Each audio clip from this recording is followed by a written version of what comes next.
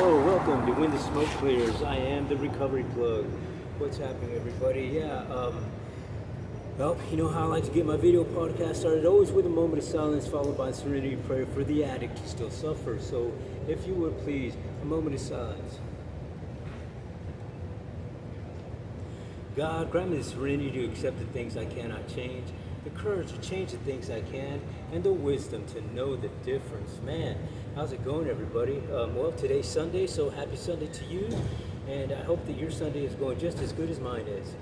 I just walked out of a sermon over at the church that I attend, and I was walking downtown San Antonio, Texas here, and ran across this bench. And on this bench, there's a sculpture, and there's a little plaque up here that talks about the sculpture, and it says, this is a sculpture of the homeless Jesus. And there's a sculpture right here. If you see this, the picture of Jesus just lying down here. You can see the injuries of where the nails went in through his feet during the crucifixion, and it is man, this sculpture here is, man, it is powerful. It's very, very powerful. You can't help but to just stop and pray sometimes when you walk past this beautiful piece of artwork that represents the homeless Jesus. And you know, many times in my addiction and in the times that I was homeless, I felt like and did exactly what this sculpture is portraying, and that is, you know, I found myself plenty of times lonely, plenty of times just didn't know where to turn. Sometimes I would just be walking, riding a bike, and I would just be so tired that I winded up on a bench just like this and just stayed there to rest, and you know, in just wondering, where am I going? What's happening, and how am I going to get my life back on track, or if it ever is going to get back on track? Because right now, this minute in the darkness, I'm defeated. I feel sad. I feel depressed. I feel angry. I feel lonely. Even though there's X amount of people in this city, I'm sitting by myself lonely. Even though I have a family, I'm sitting in the street lonely.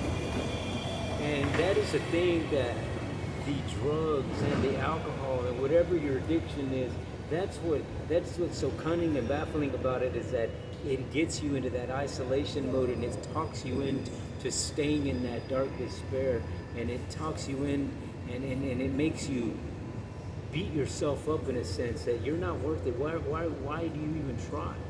Every time you do something, every time you do try, you wind up in the same spot, even worse. So what's the use? You might as well just stay here and you know, wait for the next lick, and go and go to your comfort zone, into your default and your mindset, into what is comfortable for you. And for me personally, that was staying in the world of addiction, staying in that darkness, and it was a hard thing to try to get out of on your own, because I've tried many times, and sometimes I got out and it lasted a little while, and sometimes it didn't last very long, and you know, it's a roller coaster ride, if you will. But it's when you're doing that thing, and you're doing it in a lonely sense, and you think that you could do it all on your own, you know, you come to realize that you can't. And you know, I personally, you know, understood that I needed to seek help. I needed to ask somebody for help. And the very first thing that I did one day, when I had just had enough, I decided to ask for help. And I didn't just, you know, go, you know, to the nearest person I saw, or, you know, I didn't call somebody. I didn't go to a family member. I didn't go to my local church. I didn't do any of that stuff. What I did was, I sat there in the park, walking, talking out loud, crying, and just telling God, God, please help me. I'm tired of going through a journey that is leading me nowhere. It feels like I'm going into this whirlwind type of thing, but always ending up back in the same spot. And a lot of times I would wind up just like um, this homeless Jesus on the bench. It's so tired that I didn't know where I was going, but all I wanted to do was go to sleep and not wake up. That's how lonely I felt. And you know, I decided that I was crying out to God that day, and I asked him, help me, God, please help me. Do something for me, God, because I don't want to be here anymore.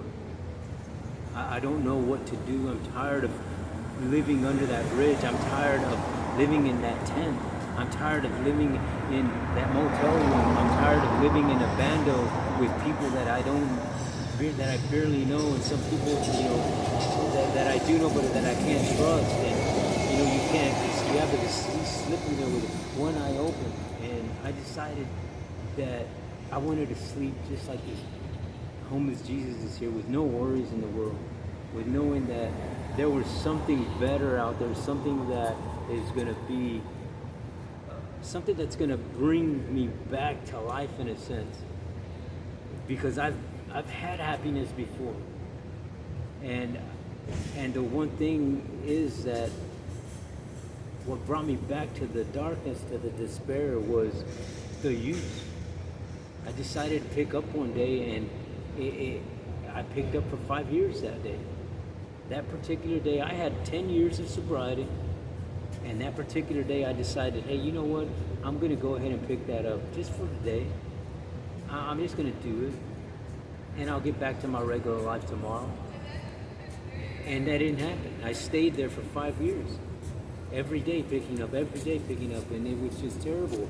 And, you know, when I walked by this homeless Jesus here, it just reminded me, it was a reminder of where I have been, and a reminder of where I'm at now, and a reminder of where I'm still going in the journey that I need to what I have to do to keep moving forward and to stay in that recovered state. And it is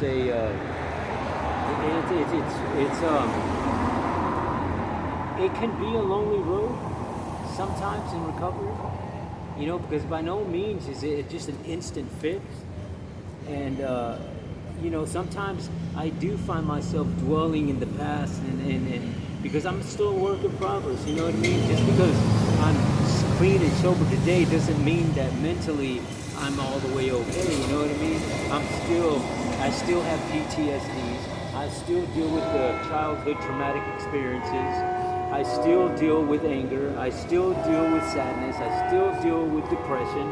I still deal with all the neurological brain disorders that I have. And, you know, but by going and staying plugged into my recovery and my faith-based community, and staying connected to my spirituality, and for me, that's staying connected to God Himself, staying connected to Jesus Christ, and that's my God of my understanding. That's who I believe in. And you know, whatever your God of your understanding is, use it, because it starts there. It starts in that spirituality connection in your mind and your heart and soul, to get to that next step in your life that's going to be a whole lot better than that darkness that you're in now. And perhaps you're already in recovery and you're just struggling with moving forward in that. You feel that it's stagnant. Maybe you feel that, man, I feel bored right now, or I feel like nothing's getting better. I'm still in the same place. I'm not using, but I'm kind of miserable still. And if you're in that state, then keep connected to your spirituality, because that's where you're going to start opening up to yourself, number one, and then you're going to be able to start helping others. So it is a road that is not a road for the lazy. You know, understand that you know, this is not something that you're just going to get handed to you. You know, this is something that you're going to have to work for, just like you worked for to get that fulfillment in your addiction. You just didn't, you know, it just wasn't handed to you. You had to work for it. You know what I mean? It was a struggle to maintain the addiction and maintain, you know, it was a struggle to be homeless. You know, homeless isn't easy. People think that, you know, being homeless is just, oh, well, these guys have nothing to worry about. You they got nothing to pay. You know, why don't they go to work? It's not that easy. You know, because I've been there and I understand that. You know, when you're trying to get out of homelessness, you need identification, you need birth certificate, you need a social security card, and all those types of things are things that you need to progress in life, to go get a job, to go get a bank account, to go, you know, even to go get help in these programs. You need all of those, you know, documents, and it is when you get turned away from asking for the help because you're going to these places thinking that, hey, this is going to be it. And then they turn you away and say, oh, come back when you have the documents. And you're like, I don't even have a job. How am I going to afford to get a birth certificate? I don't have $11. I don't have $26 to go get my ID. So it is it's hard. It's hard being homeless because you have to work at it.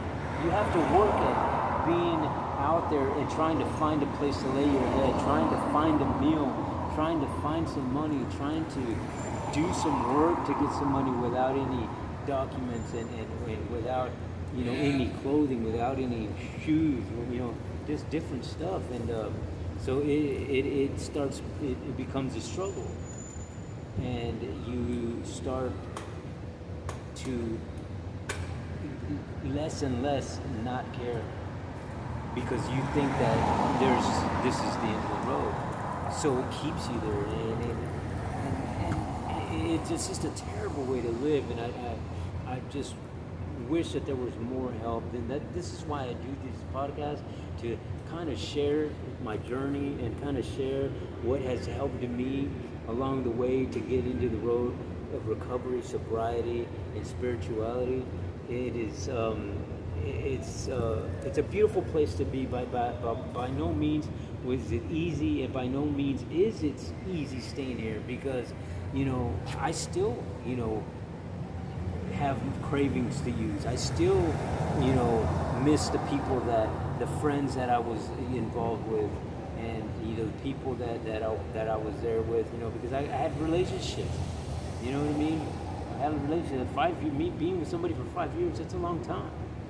And just to, you know, get up one day and walk away, and you feel terrible about it. You know what I mean? But I'm grateful. I'm grateful that the Lord answered my prayer and got me out of the world of addiction, got me out of the world of darkness like I was asking him to. He got me out. He didn't get me out the way I wanted him to, but he got me out under his terms, under his time. And that's just it. You have to be willing, open-minded, and truthful about what you want, and you'll get it. So yeah, I just wanted to, you know, I saw this homeless Jesus sculpture and figured that, hey, you know what, looks like a good spot for me to do my video podcast today. And I'd like to at this time ask you if you would please give me a thumbs up, subscribe to my channel. All you got to do is touch that button. Just go tap. That's all it's going to cost you. It didn't cost you a thing. But no, when you do tap that subscribe button, you're helping another homeless person. You're helping another addict. You're helping another person struggling with a neurological brain disease in the form of PTSDs, depression, anxieties, and that sort of thing. So just know that just because you're going to subscribe and you're hitting that like button, that you're helping somebody out when you do that.